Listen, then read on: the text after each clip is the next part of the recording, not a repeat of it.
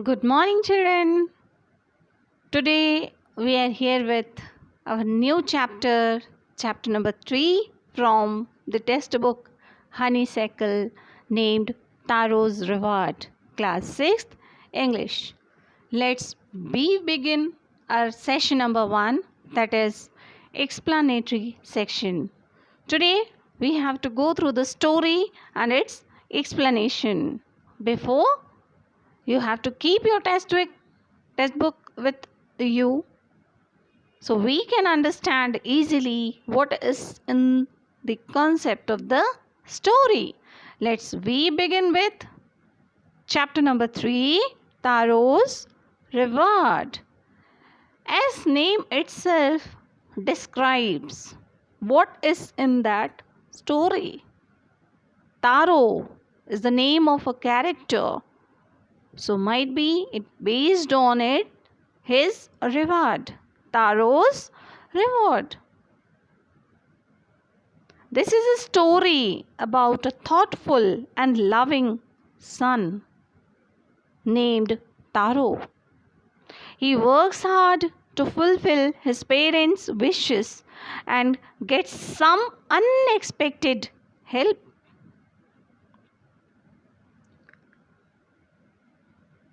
So let's move on. The introduction. Taro, a young woodcutter in ancient Japan, is a thoughtful and loving son, but he's too poor to keep his parents warm in winter. So, when he goes out of his way to make them feel better, he gets a miraculous reward that will help the world remember him for generations to come. We focus on what is in that story, what he did for his parents.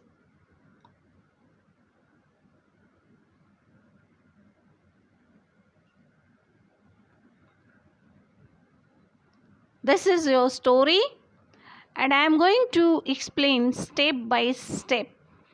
You need to read the story thoroughly. So we begin with our stanza number 1.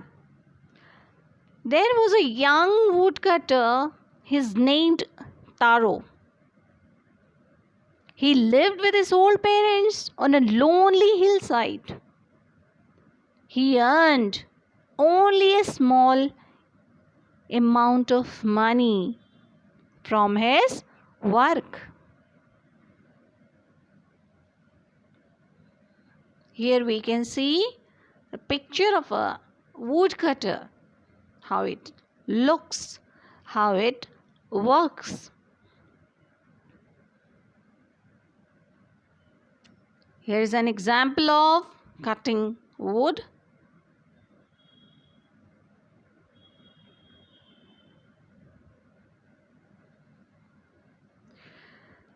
So, just we discussed that there was a young woodcutter named Taro. He lived with his old parents on a lonely hillside. He earned only a small amount of money from his work. This made him sad because he wanted to make life better for his parents.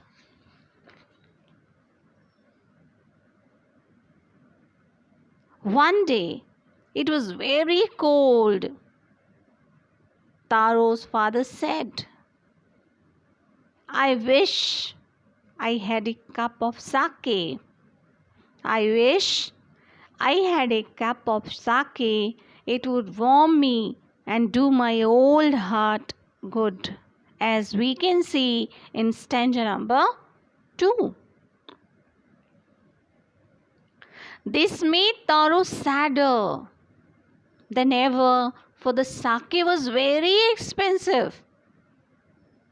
In upcoming slides, we can see what it means. What is the meaning of sake?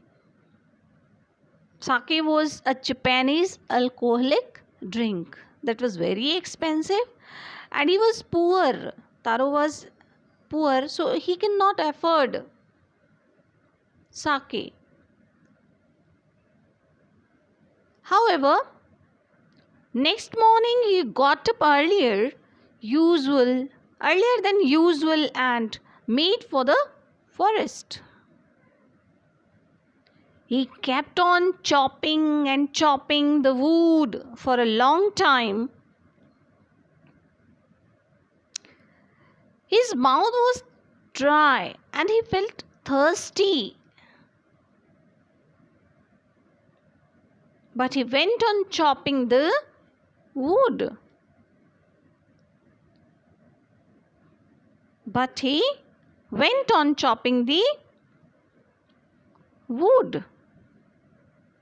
As we can see in stanza number 4. Let's move on. See, here a picture. Here is a picture when Taro is with his parents.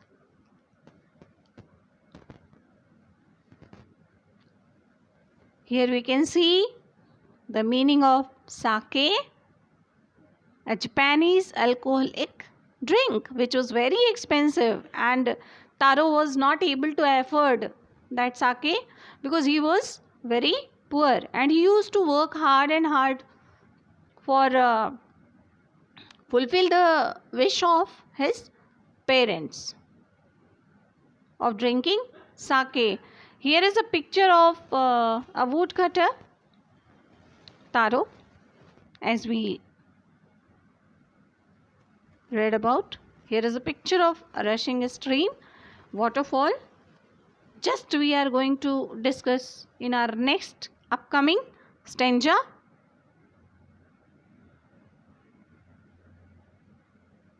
See, suddenly sound of water falling somewhere nearly made Taro stop his work.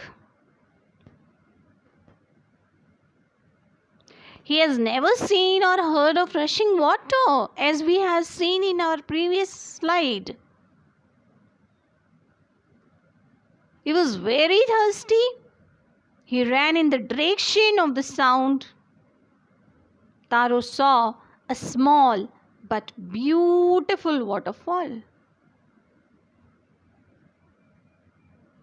What he saw? Taro saw a small but beautiful waterfall. He drank the liquid, but to his surprise, it was not water but sake. Taro had a pitcher with him. He filled it with delicious liquid and hurried home. As we have seen we are seeing in stanza number 6. Let's we continue stanza number 7. The old man was delighted with the liquid. He took just one swallow. This stopped his shivering. Let's we see the picture of waterfall, how he started drinking water. Let's we continue discussion.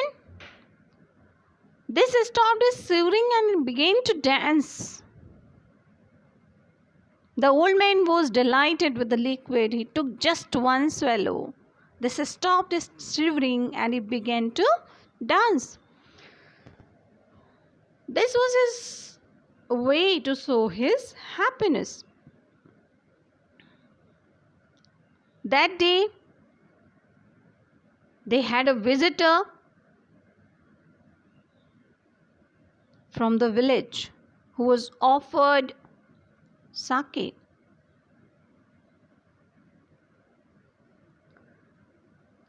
Taro told her the story of the magic waterfall.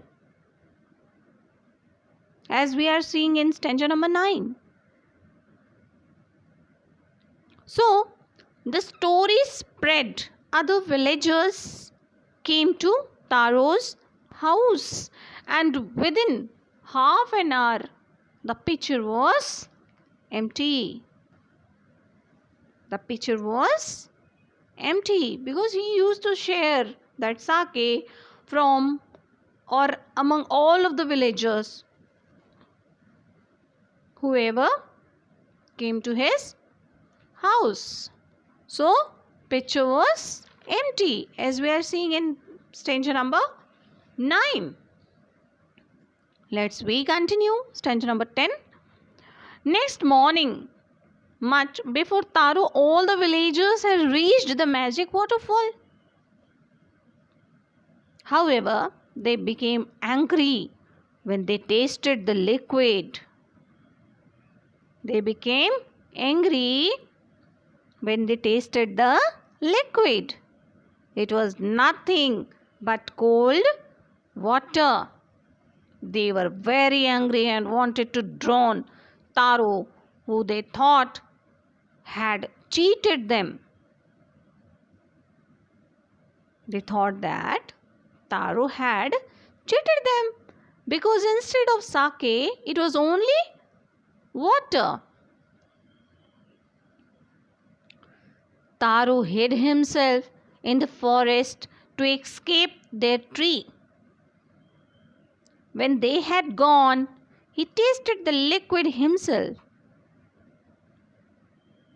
It was the same fine sake. It was now clear that the magic waterfall gave sake only to Taro. Only to Taro. To all others, it gone only water. Obviously, God was kind to Taro because he was a thoughtful son.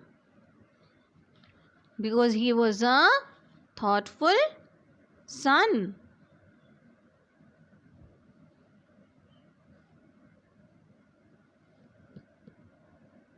As we see in stanza number 11 and 12.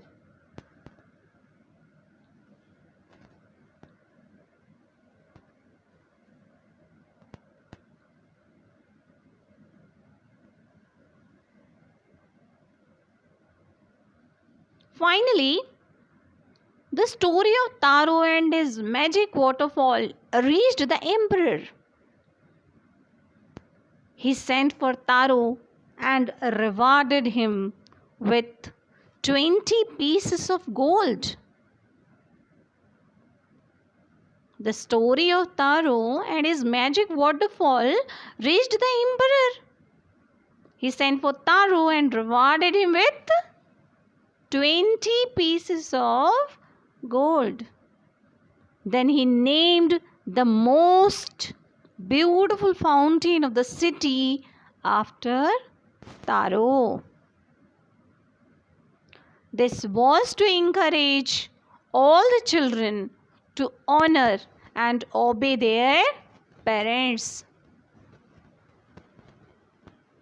This is the story, children.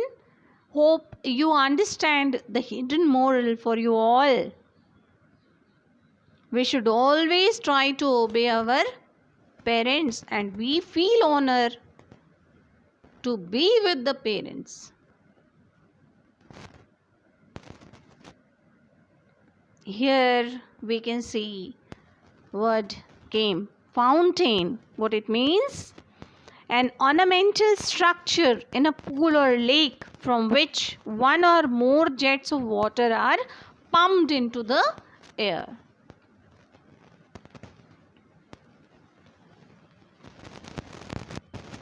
Let's move on the moral of the story.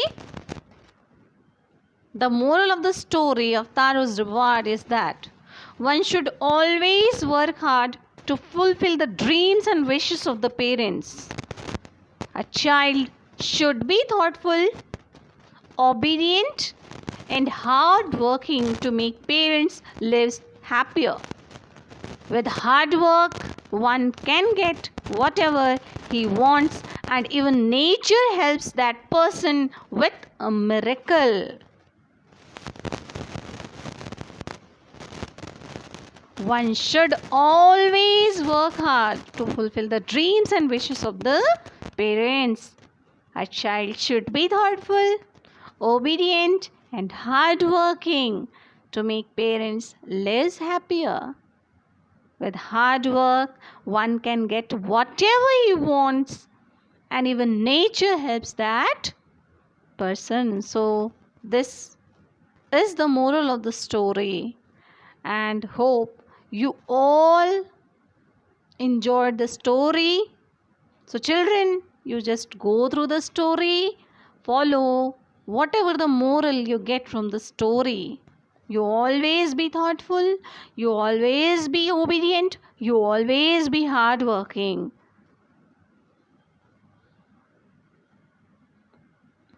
Here few of the questions I just put up as assignment. You all are going to do it.